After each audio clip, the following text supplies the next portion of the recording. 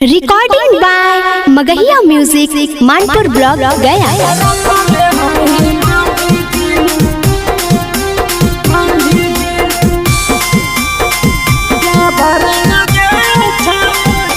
Music by PM Bihari.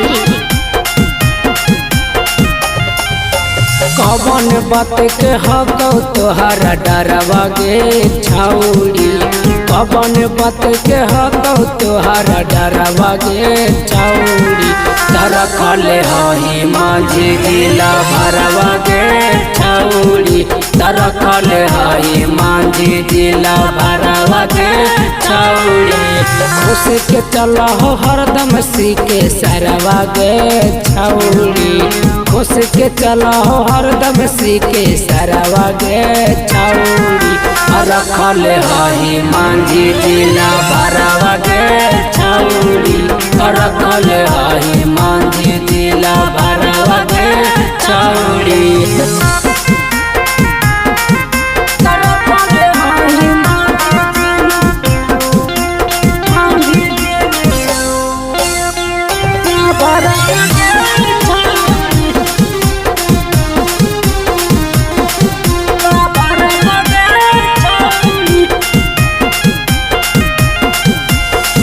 मांझी जी हकन छौड़ी के करो से कमागे, के तोरा छेड़ी हकई के करम दामागे। मांझी जी हकन छौड़ी के करो से कमागे, के तोरा छेड़ी हकई के करम दामागे।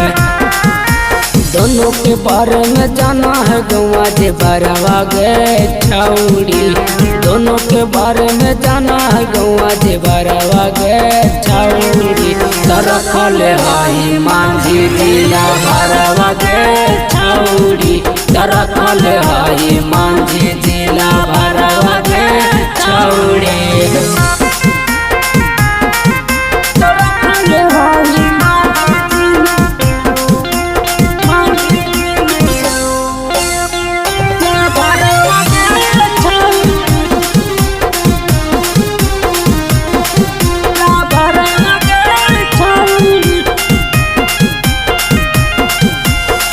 मांझी जी बनवह कई अपने हथयो काट गे, दशरथ मांझी लिखल प्यार के इतिहास गे।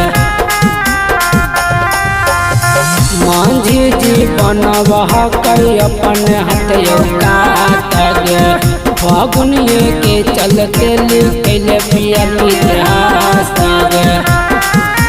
लिखल हकई राइटर चंदनवा गे छौड़ी, सपोर्ट कर है पवन नीरा जलवा गे छौड़ी।